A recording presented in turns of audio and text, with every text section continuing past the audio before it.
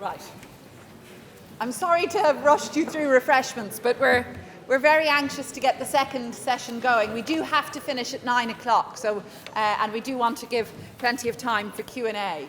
So I'm really thrilled and honoured to be chairing the second session in tonight's panel discussion.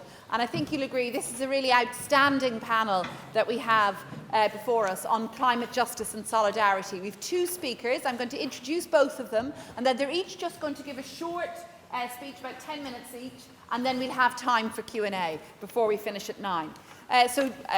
Really, I think neither of them need any introduction, but just very briefly to say our first speaker will be Professor Mary Robinson, who of course was our Chancellor here in Dublin University until last year, who was President of Ireland from 1990 to 97, and of course served as UN High Commissioner for Human Rights from 1997 to 2002. And Mary is currently Chair of the Elders, the independent group of global leaders founded by Nelson Mandela, working together for peace, justice and human rights. I think we're all very conscious of Mary's role as the first woman elected as President of Ireland and in the way in which she transformed that role and the way in which she created a presidency of inclusiveness, of equality and of peace building. And I think also in this college particularly we're very well aware of her previous role as a barrister, as a member of the Seanad for 20 years in really pushing for progressive social change in Ireland. And her work has really played such a pivotal role in shaping modern Irish society. And of course, she has also done a great deal of work with international NGOs like Oxfam International,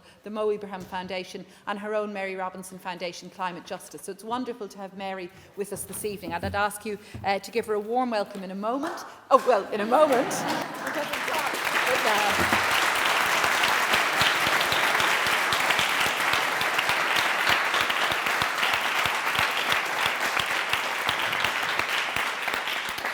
I think you were quite right to do that. But can I just introduce also our second speaker, and again we're very lucky to have him, Kumi Naidoo, who is the former Secretary General of Amnesty International just until December of last year, and formerly was Executive Director of Greenpeace from 2009 to 2015. A lifelong social justice campaigner hailing from South Africa, first became active in community politics when he organised and took part in an anti-apartheid protest at the age of 15 that saw him expelled from school. He went into exile during the apartheid regime and went underground, but he returned to South Africa in 1990 to work with the ANC there. And we've just been speaking about Kader Asmal, who of course again was a great friend and a great lecturer here in this college.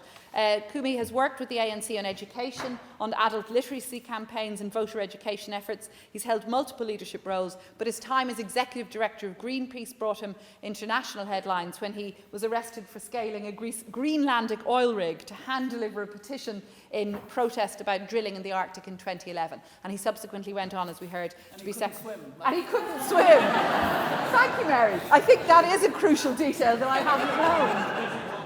That really does just emphasise the elements of daring in the story. So Kumi, more recently, as you've heard, was Secretary General of Amnesty International. So we're delighted to have Kumi. He's going to speak after Mary Robinson, and I'd ask you to give him a welcome too.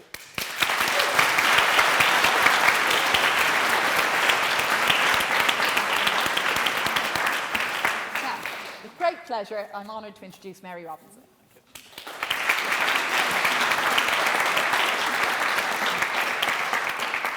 Well, it's a great pleasure to be here for this very special occasion, the 250th anniversary of the Hist. I just want to recall that in my 4 years studying law here in Trinity College, I was barred, prohibited from taking part in any debate in the Hist. Let's not forget the dark days. You know, there were dark days.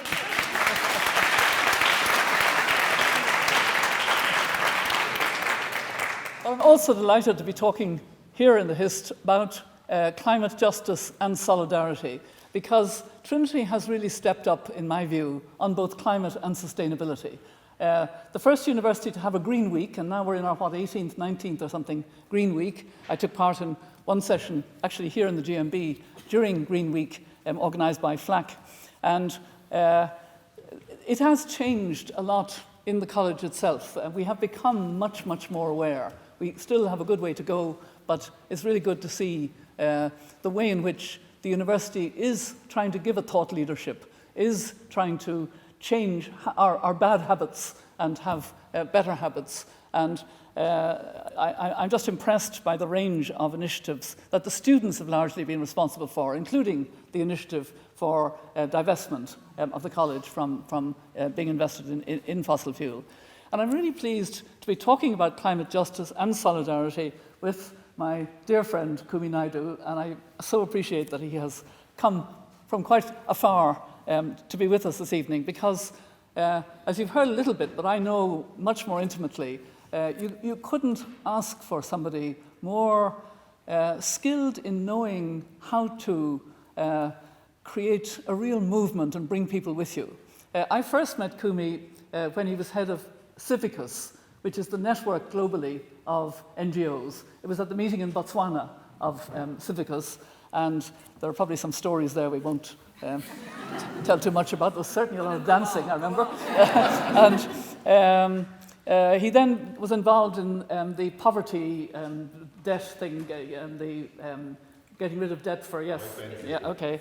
And then Greenpeace, and more recently, and still actually, he hasn't fully stepped down as yet from Amnesty, I understand, though he has stepped back from a work involvement in it.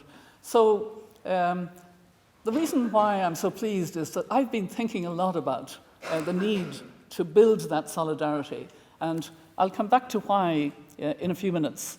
First of all, we don't have to reinvent wheels, I'm glad to say, in trying to address issues of climate justice and solidarity, because we got two big frameworks in 2015, and I had my position as the Special Envoy of the Secretary General on Climate Change during that year. So I watched very closely, I observed the psychology, if you like, just to make a link with the previous speeches, and the psychology of those two frameworks. First of all, the framework for the 2030 agenda, and I usually wear this badge. It's actually a rather large version of the pin that signifies the 17 Sustainable Development Goals, partly because it's the only badge of the UN I've ever really liked, and it goes with everything. You know, it's wonderful. But I watched the psychology of how 193 countries agreed an agenda that actually spoke about solidarity, was full of human rights, gender equality, leaving no one behind, prioritizing the furthest behind first.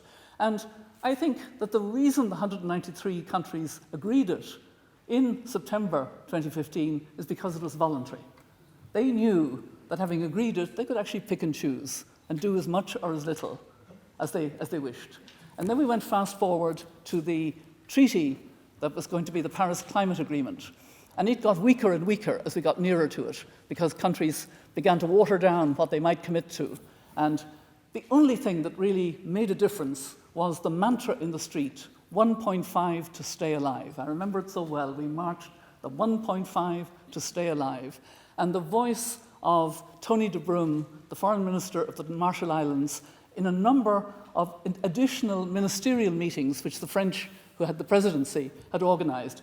I couldn't understand what all these extra ministerial meetings were about, because they were the most boring meetings you could ever attend, because every country repeated its lines, repeated its approach. China said what you'd expect it to say, the United States under the Obama administration said what it, but they actually had matched each other, and we knew we would have a Paris Agreement. They had kind of committed to having the agreement, but they weren't being very ambitious about what they were committing to, and nor were other countries particularly.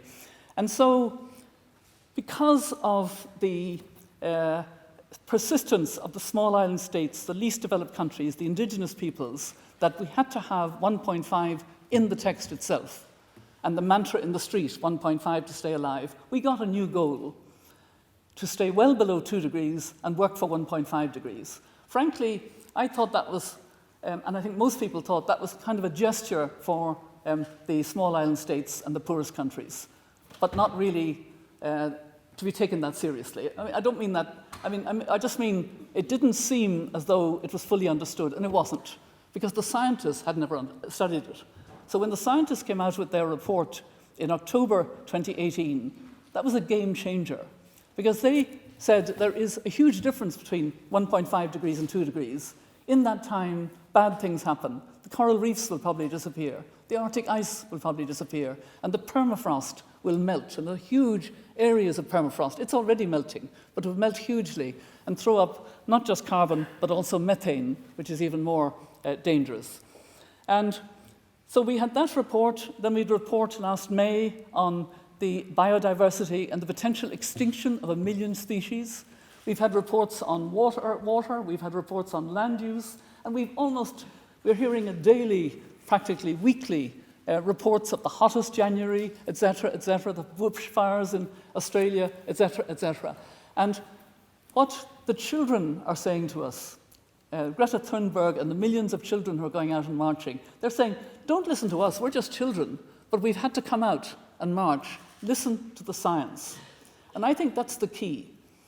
If we listen to the science, we must all stay at 1.5 degrees and not go above that, if at all possible, or if we do, capture enough carbon to make sure we come back to not more than 1.5 degrees. And the scientists said that means we have to reduce carbon emissions by 45% by 2030. They said you have 12 years. That was in October 2018. Actually, we know now we have less than 10 years because we're in March of the 10 years that bring us to 2030. So we have a huge change that needs to happen. Now, in a curious way, in my mind, I'm trying to grapple with how we're seeing, and we're going to see more of it, extraordinary change happening at the moment because we feel a threat. We feel the threat of coronavirus. And look what's happening. Italy has closed its schools and universities. We may do that here in Ireland. If it gets much worse, which some people feel it may, before it runs its course, and so on. California has just declared a state of emergency. There are all kinds of measures being taken, and of course China took a lead in that. Behaviour change because we're fearful. Why is it that we haven't been able to be conscious of the need to deal with this climate crisis with similar behaviour change in a very big way? And I think one of the reasons, and I'm trying to be very short in this, one of the reasons is the weakness of the system we depend on to help us to get there. The system of elected governments. I'm not even saying democratic, I'm just saying elected governments. Elected governments have very short horizons on the whole, are focused on the next election, and are conscious that if they take hard decisions, they're not going to be re-elected. So it's a really hard position to be in. We need the governments to rise to the occasion this year in Glasgow, outside the EU, but nonetheless, anyway, at the Conference on Climate in Glasgow, to increase their ambition as they committed to doing in Paris very significantly. Actually, the scientists tell us about 5 times more ambitious than the current proposals are, but at least greatly ramp up the ambition and begin a real process, as some sectors of business have begun to do. They won't do it unless they get the pressure. That's my belief. Where does the pressure come from? The pressure comes from a broad climate justice movement which is actually beginning to happen. It is the children and the young people. It is Extinction Rebellion and Sunset, or is it Sunset or Sunrise? Sunrise movement, I think, a detail. And, and it is women leaders who are beginning to step up in a big way. It is philanthropy. It is trade unions. It is the way in which cities and communities are beginning to realize. And that's the bottom-up pressure. The top-down pressure is going to be equally important, and I think there are 2 particular elements to it. One is investment. If we can switch the investment from fossil fuel, which is predominantly the investment at the moment, into power still, even though that's what's harming us, change it to clean energies, and then the voice of business, the progressive voice of business, and I agree with Paul, there is a progressive voice, but unfortunately it's not the majority voice of business. That's the problem. But there is, and it's a strongly emerging, strong voice. I work with the B team of business leaders who would represent part of that voice. So that can be the pressure top down, the Mark Carneys of this world, the governors of central banks really beginning to speak out, and the business pressure. And then in the middle is the governments who have to be squeezed very strongly both ways. by this idea. And we have to do it on the basis of justice and solidarity. And maybe I'll just end by saying, why do I talk so much about justice? Why do I hear in the street people march for justice? There are at least 5 layers in relation to the injustice of climate change. The first one is the fact that it impacts disproportionately on those least responsible, on the small island states, on the poorest countries, on poor communities in richer countries. There's a race dimension, the intersectionality of race and poverty and climate, all of that. That's the first one. The second one is the gender dimensions. We don't hear nearly enough about, if you undermine poverty, which is what climate does, who has to still put food on the table, who has to go further for water in severe drought, go further for firewood, and so on. The different social roles, the lack of ownership of land, ownership of assets of women, the lack of power, the imbalances, that gender dimension. The third one is the children have reminded us, the intergenerational dimension, that we are actually being very unjust to young people in our world today, very unjust, because we haven't taken decisions responsibly when we should. The fourth one is the development path injustice, and that affects developing countries right now. They're finding coal, oil, and gas. They made a commitment, most of them, in their nationally determined contributions before Paris. Almost all countries put in their NDCs, as they're called, and they're the ones that have to be increased in Glasgow. Most developing countries made a commitment to go green as quickly as possible, clean energy. But they said, but of course, we're going to need the investment, we're going to need the technology, we're going to need the skills, and we're going to need that 100 billion a year that has been promised before Paris and confirmed in the Paris Agreement. And none of that has really materialized in a way. So leaders are looking at, how do I take my people out of poverty? Why can't I do it the way industrialized countries did? That's another injustice that affects. And the last injustice is what we're doing to nature. And I just end with an experience I had that really affected even my way of thinking about climate and climate justice. In Greenland last August, I was gifted with a scientific visit because I'd served for 9 years on the European Climate Foundation. And I sat in 16 degrees, sun, blue, blue sky, near a glacier. And we were told to sit on our own and listen to the glacier. And everybody else, I'm glad to say they were mainly younger than me, everybody's mainly younger than me, scattered in a different direction. And I sat on the nice bench outside the hut where we were staying and listened.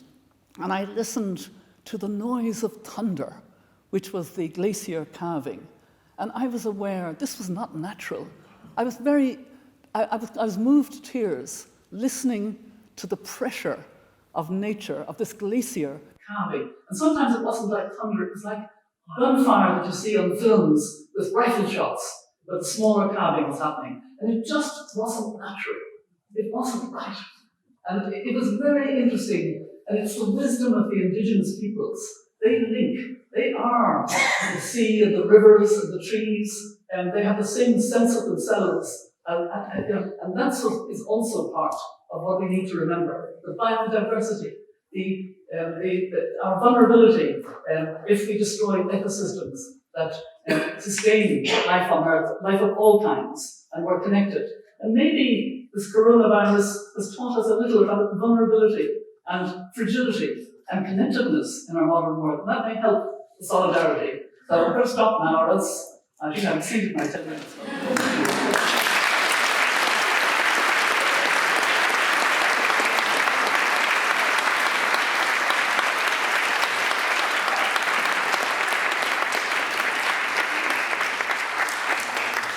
Thank you, very dear friends, colleagues, ladies and gentlemen, dear brothers and sisters. I should tell you that speaking after Mary reminds me of a moment in the South African liberation struggle, where when you had a speech that you start by saying, most of the really good points I want to make. I eloquently made by the previous speaker. Then you said, however, for emphasis, and you spoke for about 2 hours.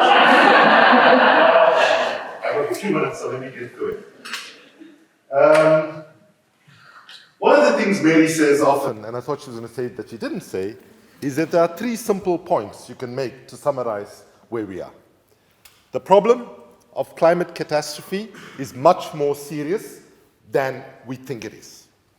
Secondly, the pace at which it is getting worse and worse is much more serious than we think it is. And thirdly, today, unlike in the past, we have the capability, the technical knowledge, and the know-how to make this massive transition that we need to make, but what is missing is massive political will. Now, the psychology conversation made me think that I should say that one of the biggest problems we have is we are suffering from a really bad case of cognitive dissonance, right? Where all the facts are there telling us, as we would say in Afrikaans, the Dutch-derived language in South Africa, that ons is deep, deep, deep in the kak, right? But we are in denial about how deep we are swimming in it. Right? I hope most of you got what kak translates to. So 1.5 to stay alive is what the people in the Pacific were chanting, Mary, as you know, in 2015. That slogan now has changed. I was chanting it, I was chanting it at something recently, and people said, hey, the slogan has changed. It's not 1.5 to stay alive, but 1.5 we might survive. 1.5 we might survive. And let me just be blunt here.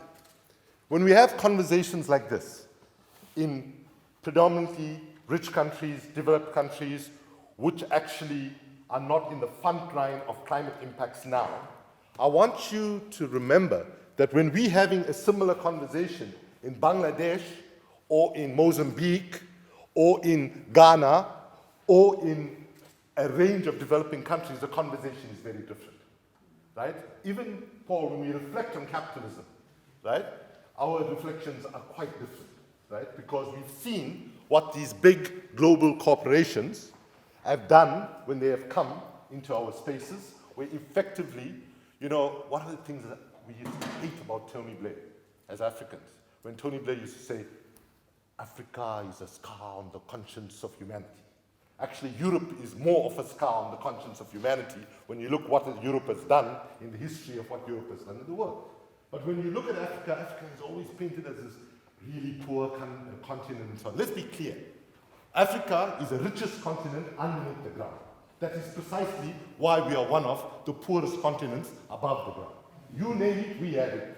None of you will be having cell phones here if you didn't have rare earth materials coming out of the Democratic Republic of Congo, right? So people in Europe, for example, are driving nice electric vehicles, right? Feeling very good about themselves that they're doing the politically correct thing on the environment. But we're forgetting that material that goes into the cell phone that's coming out of artisanal mines in the Democratic Republic of Congo is coming out of the worst possible exploitation of working people and children, right? So what we want moving forward is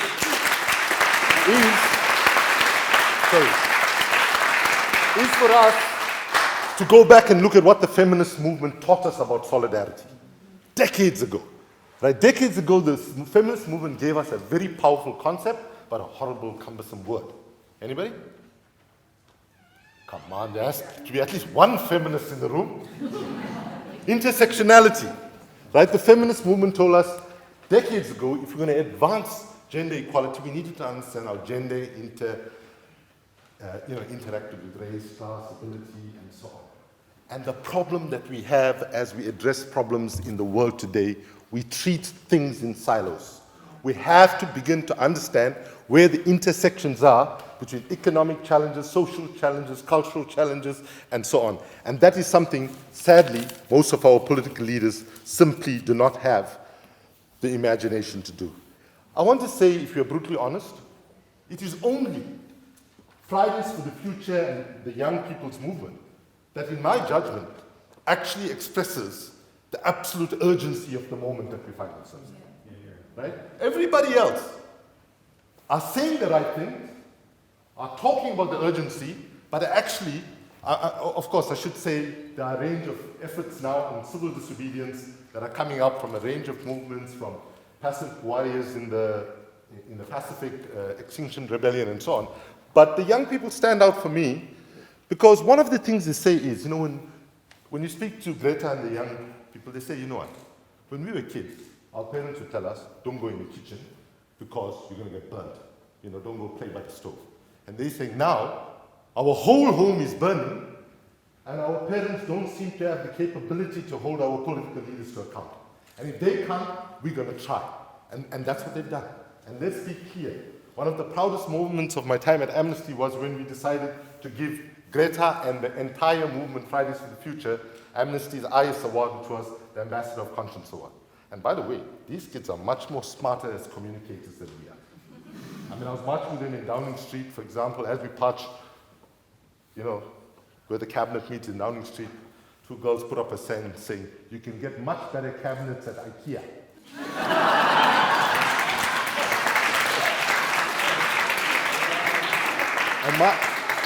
and my personal favorite is, keep Earth clean. It's not Uranus. By the way, I tried that in German, it didn't work. So, solidarity, what does solidarity mean on climate? And let me just say, as a 15, 16-year-old activist in South Africa, many of my colleagues around me were so moved when a young Irish woman working in Dunn stores, Mary Manning, refused to handle South African fruit, I believe it was oranges, right? You cannot imagine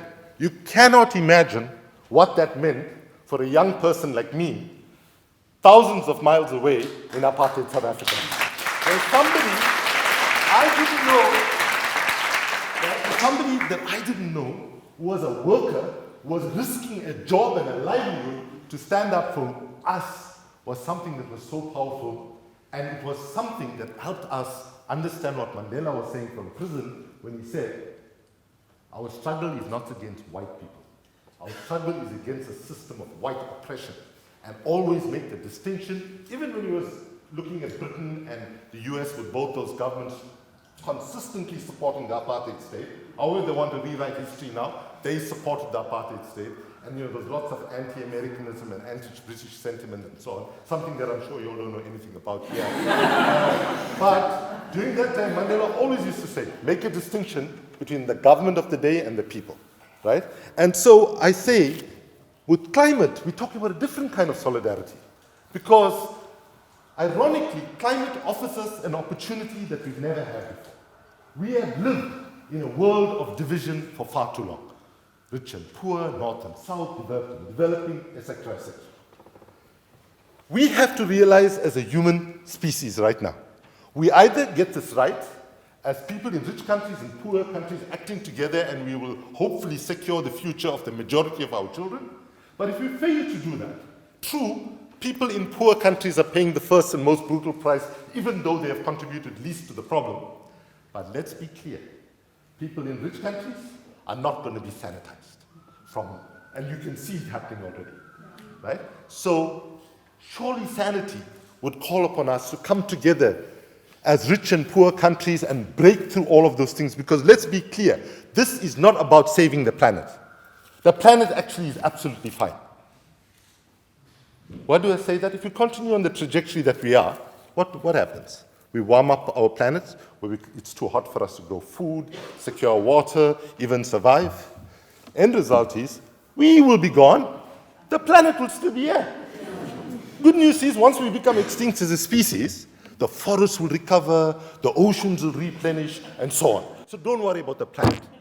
Understand, the struggle to avert catastrophic climate change is nothing more and nothing less than protecting our children and their children's future. And irrespective of religion, irrespective of what racial background you come, irrespective of what cultural background you come from, everywhere in the world, we all say that we honor and treasure our children. So any of you here thinking of going and buying your children or grandchildren insurance policy for their education and so on, if you care about your children and grandchildren, now is the time.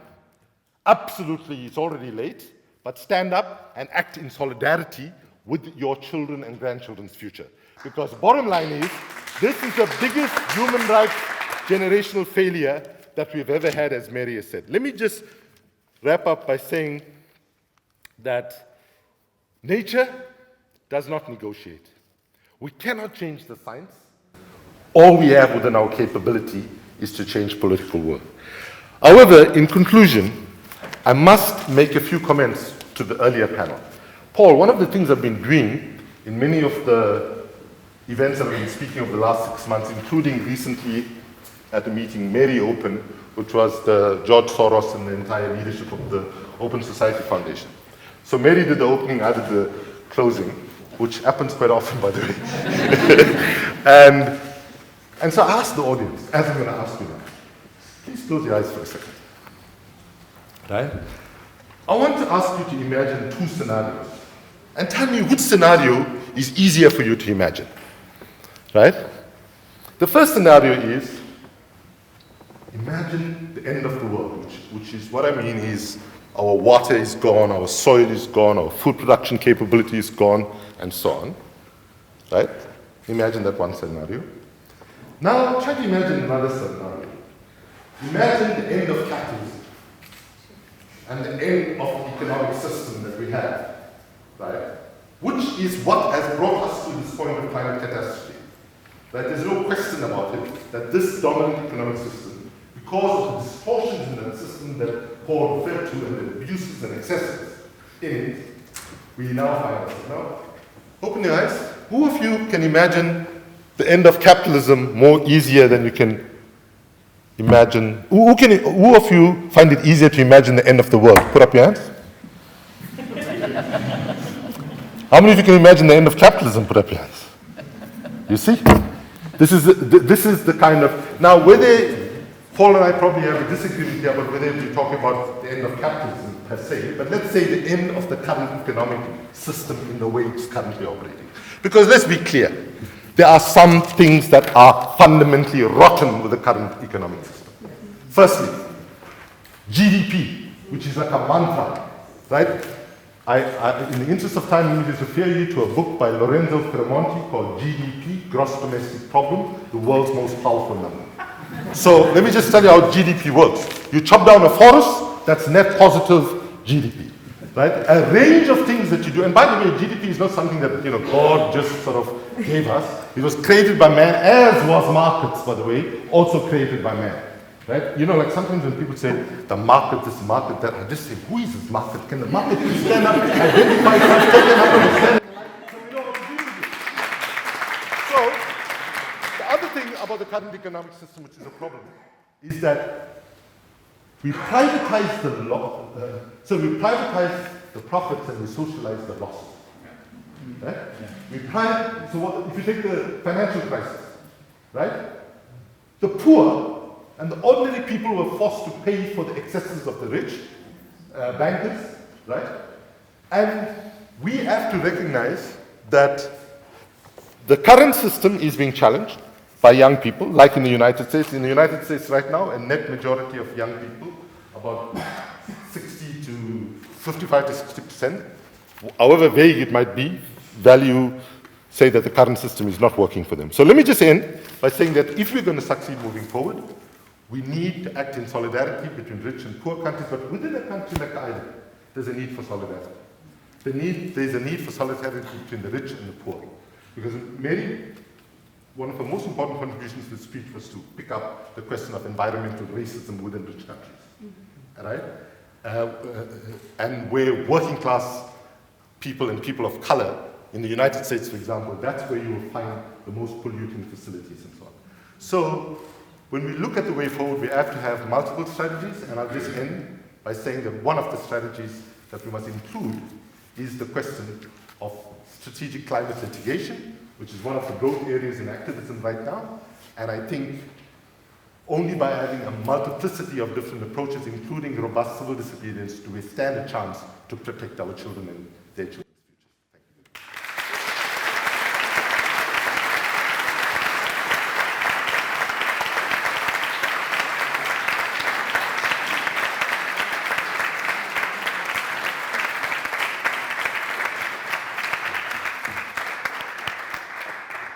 Well, I think you'll agree that was just a fantastic overview of the real urgency of the climate catastrophe we face, but also a positive way of viewing it and of looking at what can be done to address it. So we have 15 minutes for questions and answers. So again, I might just take a round of questions and comments from the floor, if that's okay, and then come back to Mary and to Kumi. Last time we went for that side first, this time we'll go for this side first. Starting, is that Deirdre? Yeah. I just identify myself. Yes, sorry, Deirdre Berger. I just want to really commend the last speaker there on the sort of focus on economic policies and the role that economic policies contribute to the creation of the climate catastrophe that we're now facing. And I just want to ask both speakers whether they feel, is it not time for climate activists now, people who are pushing for climate justice, to call for a new kind of economic model, what you might call a post-growth economic model, because growth and the continued pursuit, the unlimited, or the pursuit of unlimited economic growth is what is a primary contributor to the climate breakdown that we're experiencing at the moment. Okay, thanks, Deirdre. Anyone else? Yes, you said after this, I'll then go. Hi, Gwen.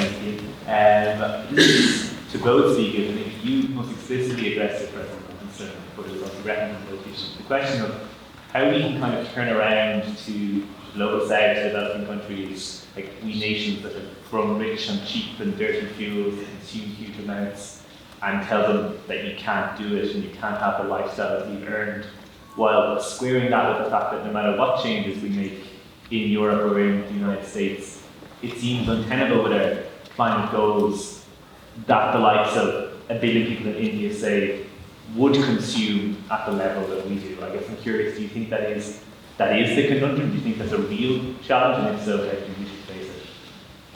Okay, yes, yourself, and others more. Yes, I'm Postgrowth and also our ancient member. Mr. Naidoo would say, I think, that the root cause of all the problem is the capitalist system.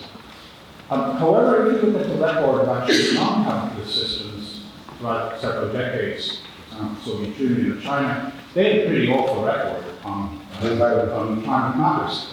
So I wonder if it's a problem more fundamental than one of the institutional economic system, but has more to do with human nature and the inevitable tendency of most people, with a bad, unfortunately perhaps, to value much more than consumption of the present rather than looking out into the future. And if that's a fundamental problem of the human race, how do you really expect that to be changed?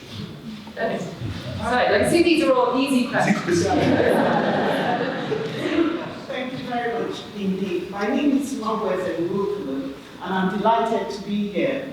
My father attended this esteemed halls. His name is Jadawaj, and it's a pleasure to be here this evening. I have a question for all the panel members. Is there a connection between poverty, environmental disaster, and toxic capitalism? Now, I am from Nigeria, and a company called Shell BP has been extracting oil from the Delta region of Nigeria since I was a child. The environmental disaster in Nigeria is catastrophic. Now, I've lived in the United Kingdom for 30 years, and it distresses me the difference between standards here and standards where I was born. Now, I'm delighted that Mary made the connection, and you did, between the haves and the have-nots, the rich and the poor, the developing world and the developed world. Now, we are one world. How are we going to sustain our world? And you're right, nature will survive, the humans will go.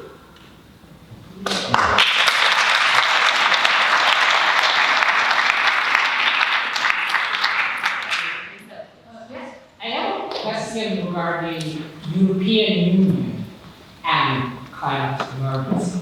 Because if from one side, the core of the European Union seems to be relatively positive in the sense that a lot of push for local change in national states came from the European Commission. At the same time, the European treaties seems to push the agenda of single state on the GDP problem, so of keeping the deficit, the ratio between deficit and GDP low, and so produce more, and not really giving much space for changing the system. And also are pushing governments toward more privatization and less investments because of austerity. So what do you think is the present and the future of the European Union in regard of climate emergency? Do you think it's more made positive, like a change factor, or rather an obstacle to implement the policies? Okay, I think there's plenty. Well, we may take one more and go back to our speakers then. Is that what the panelists think of a solution that could involve 1 billion people becoming part of the solution overnight by one piece of legislation, local global legislation?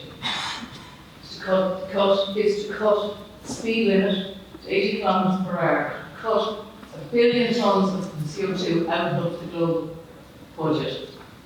And it would be 1 billion people, 1 billion of our biggest emitters becoming part of the solution overnight. And this is what our group is campaigning for. What's your group? 80 max. And it's a simple solution. It's only a tiny first step, but as a gesture of our biggest emitters. Biggest emitters are drivers. People who drive cars in Ireland produce 3 tons more than people who don't, on average, every year. So and there's 2.1 million drivers in Ireland who do that overnight. 2 million tons of CO2 taken out of our national budget. I'm taking copious notes on that as a legislator. Thank you for those wonderful questions. I think we'll go back to our panelists. I'll ask Mary first and then Kumi to, if you can. Kumi first. Yeah, Kumi, thank you first. Mary, we'll give you the last word. Okay, so the question that Judith asked about the post-growth, should climate activism be raising these issues? It has been raised. It's still not in the center of the discourse, but more and more people are talking about sort of whether, in fact, even the sustainable development goals, right, actually have contradictions with it. Take the climate goals and you take the growth goals, they clash with each other, right? So it's much more complicated. I don't want to make it sound, like a walk in the park, but this is related to the consumption question. And, somebody was asking me, since I stepped out from Amnesty for health reasons, people say, so what are you going to do? So right now, one of the ideas, and I haven't yet decided, but you're the first people I'm just going to share this idea that's cooked in my brain, is to set up, how many of you know what's the worst disease in the world? That infects the largest number of people. Affluenza. But actually the worst disease in the world we face today is a disease we could call, not influenza, but affluenza. Right? And affluenza I would define as a pathological illness where people have been led to believe that a meaningful, good, decent life comes from more and more and more and more material acquisitions. If we don't break the notion of what constitutes a decent and happy life, that it's beyond because things like the quality of community, the relationships of our neighbors, the sense of, the thing Paul, you spoke about the centrality of the cooperative movement. And the cooperative movement was a key part of our economic life, and still is, by the way, in multiple countries around the world. But it's been squeezed out, right? So we need to reframe what it means to constitute happiness. Right? Really, it sounds as simple as that. But basically, the problem we got and why we have not been able to push back against it is that, as was said in the 70s, that one of the mistakes that activism sometimes make is that we think that governments control us and corporations control us primarily through the deployment of what you could call the repressive state apparatus, use of army, police, laws. And to be fair, that does constrain the space of political action. However, as was argued in the 70s, that the more powerful and more insidious form of control is not the repressive state apparatus, but it is the ideological state apparatus. By which you mean the framework for religion, the framework for education, and critically, the framework for the media. So today, in the United States regime doesn't need to deploy against its own people that often, its repressive state apparatus, because its ideological state apparatus has got the people in the United States completely confused about what's happening in the world. And today, the US population actually is one of, sadly, the most politically illiterate populations in the world, because they do not, it's not their fault, but the media environment has become so narrow and so on. So I'll leave the rest of the difficulties.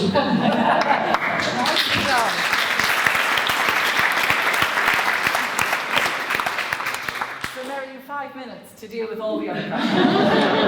Okay, so just, one comment about Kumi himself. I think a number of you heard of my podcast, Mothers of Invention, and its byline, of course, is that climate change is a man-made problem and requires a feminist solution. And I do explain man-made is generic, and a feminist solution definitely includes men. And it's no accident that Kumi is one of 2 men who've been on Mothers of Invention, as one of the Mothers of Invention, and actually repeat that line that you, the joke that you told about being a 15-year-old marching in South Africa. I love it. Oh yeah, I know. My first protest as a 15-year-old. We were fighting against inequality in the education system. Like white kids getting so much and black kids getting so much.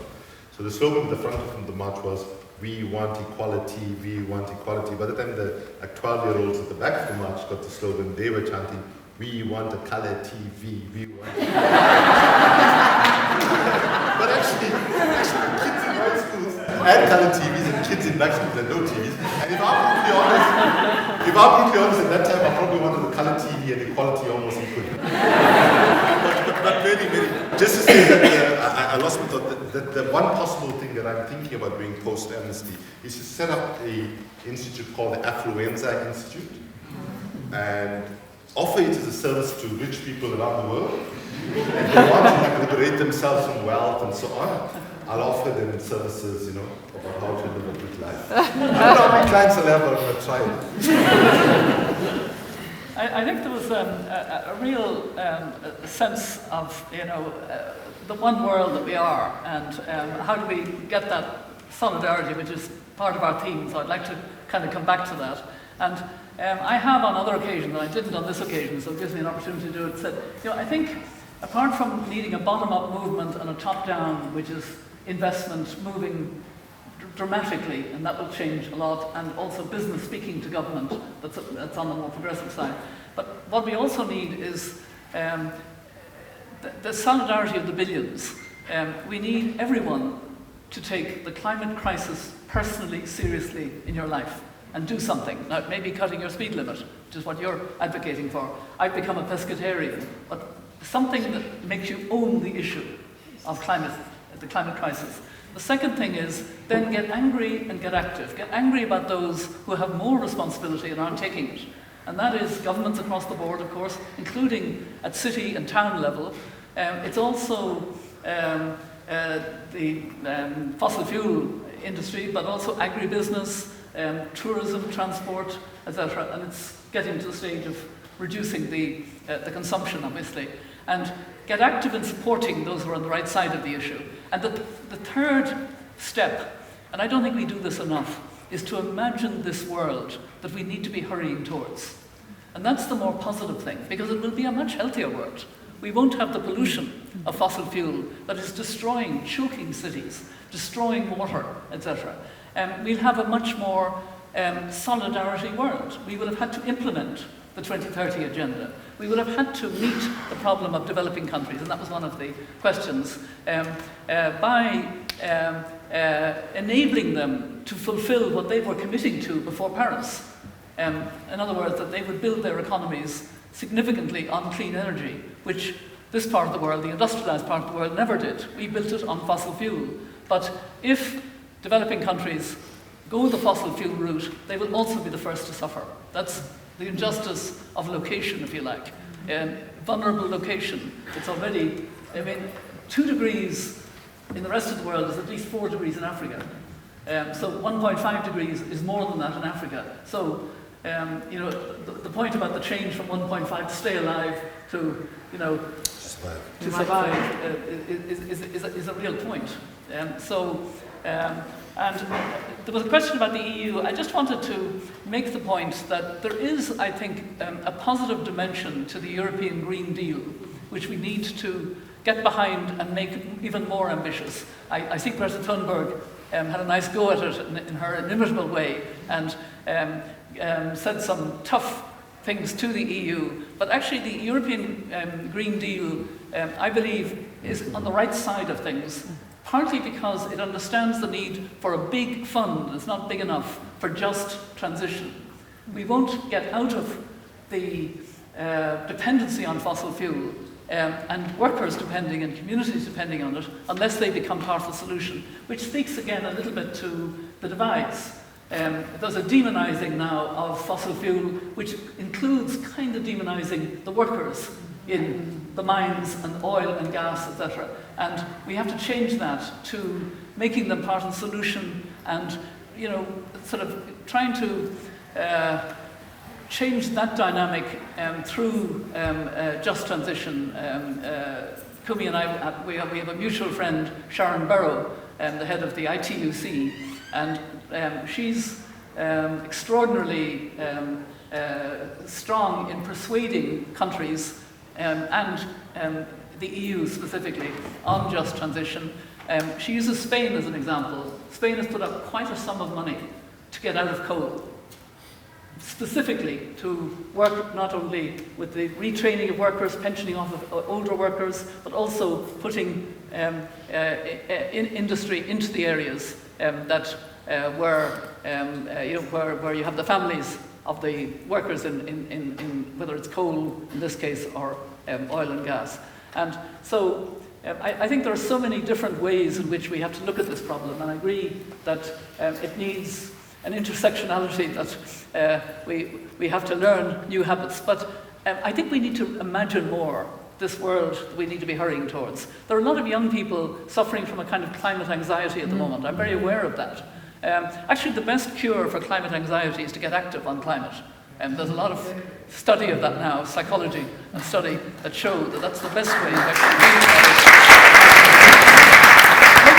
because I'm aware of a responsibility as chair of the elders to always remember that wonderful mentor and fantastic man, Nelson Mandela, Madiba. He had so many wise things, but he said very succinctly at one stage, "It always seems impossible until it's done." And I think this is what we must remember. It always seems impossible until it's done. We will do it, but it will take solidarity and justice.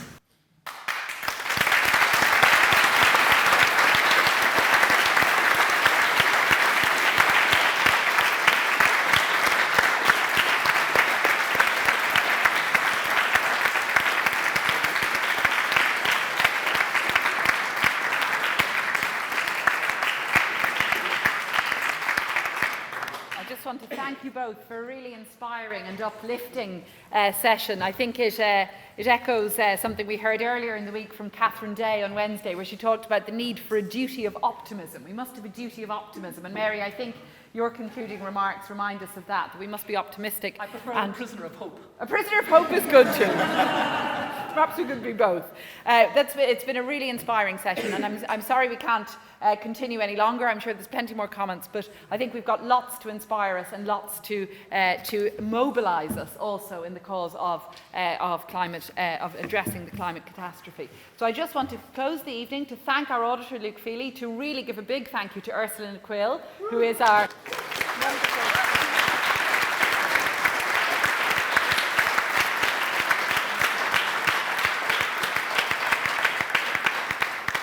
the wonderful programme director for Hist250, who has drawn the enormous programme and really impressive programme together all week, and I know there's more to come tomorrow. But just to thank Ursula and Luke very much indeed, and all involved in making Hist250 happen, and just to ask you all just to give a final round of applause to our great speakers, Paul, Jennifer, Kumi, and of course Mary.